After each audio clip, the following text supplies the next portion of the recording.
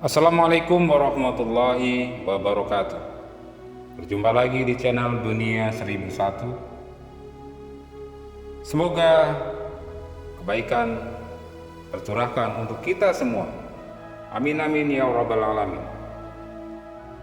Pada kesempatan kali ini saya akan mengisahkan kisah Abu Nawas yang menyadarkan hakim yang korupsi.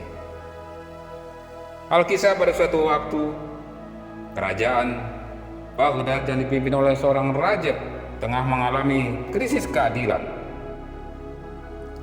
Hal itu dikarenakan banyak hakim yang wafat dan baginda raja telah salah menunjuk pengganti hakim tersebut. Akibatnya, hakim pengganti tidak bisa menjawab kebutuhan masyarakat yang mengenai keadilan. Usut punya usut, ternyata para hakim pengganti itu melakukan penyimpangan. Bahkan mereka sama sekali tidak tahu menahu tentang hukum-hukum agama. Maka dari itu tidak aneh rasanya jika muncul berbagai penyimpangan hukum dan kebobrokan yang dilakukan oleh para hakim tersebut. Oleh karena itu, tidak adanya keadilan inilah korupsi dan penyalahgunaan hukum menjadi hal yang biasa. Siapa yang berkuasa, dialah yang bisa melakukan segalanya. Ini tidak boleh dibiarkan. Namun kalau aku melapor kepada baginda, aku tidak punya bukti yang kuat, pastilah baginda tidak akan percaya. Batin Abu Nawas. Abu Nawas merasa prihatin dan miris mengetahui hal itu. Akhirnya ia mengambil inisiatif untuk menyadarkan para hakim dengan caranya sendiri. Ia mulai berpikir tentang cara yang akan dilakukannya. Dan pada suatu hari Abu Nawas sengaja mendatangi seorang hakim. Ia berniat mengurus sesuatu perjanjian dengan hakim tersebut. Namun hakim di kotanya selalu mengatakan tidak punya waktu untuk mengurusi perjanjian itu. Bukan sekali ini saja. Setiap kali Abu Nawas datang, sang hakim terus mengatakan demikian. Mungkin ia butuh disuap, namun penyuapan atau korupsi adalah perbuatan yang haram. Bagaimana ini? Gumam Abu Nawas. Dengan kecerdasannya, Abu Nawas memutuskan untuk melemparkan keputusan kepada hakim sendiri. Disiapkannya sebuah gentong yang diisi dengan kotoran sapi hingga hampir penuh. Namun di atasnya diolesi dengan mentega setebal beberapa sentimeter. Ini akan menarik. Dengan begini hakim akan mendatangani perjanjian ini, pikirnya Abu Nawas. Akhirnya gentong tersebut dibawa ke hadapan sang hakim. Ternyata benar saja, hakim itu memang menginginkan sogokan. Buktinya, saat itu pula kesibukannya hilang. Tiba-tiba ia punya waktu untuk mendatangani surat perjanjian Abu Nawas. Maaf Tuan Hakim, apakah gentong mentega ini pantas sebagai pengganti tanda tangan Tuan?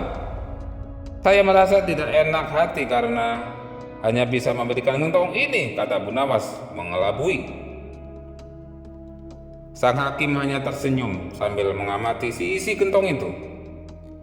Rupanya ia tidak tahu bahwa isinya gentong adalah kotoran sapi. Jangan terlalu dalam memikirkan hal itu. Asalkan ini bisa membantu, kata seorang hakim, mulai masuk perangkap. Karena penasaran, sang hakim mencolek sedikit mentega dengan ujung jarinya sebelum mencicipi dengan lidah. Wow, enak betul mentega ini. Tidak sia-sia bekerja sama denganmu Abu Nawas, kata sang hakim. Tentu sesuai dengan ucapanmu, jangan terlalu dalam mencolek menteganya, jawab Abu Nawas sambil tertawa puas.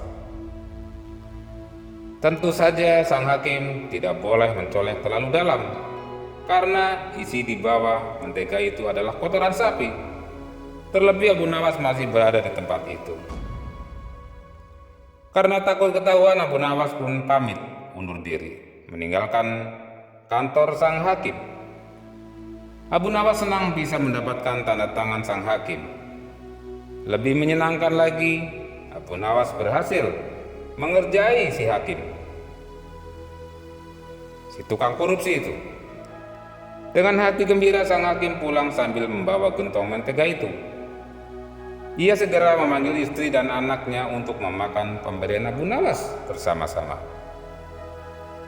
Mulanya mereka sangat menikmati mentega tersebut karena rasanya memang enak. Namun, begitu lapisan mentega itu habis, mereka mulai memakan kotoran sapi. Barulah mereka sadar, apa ini?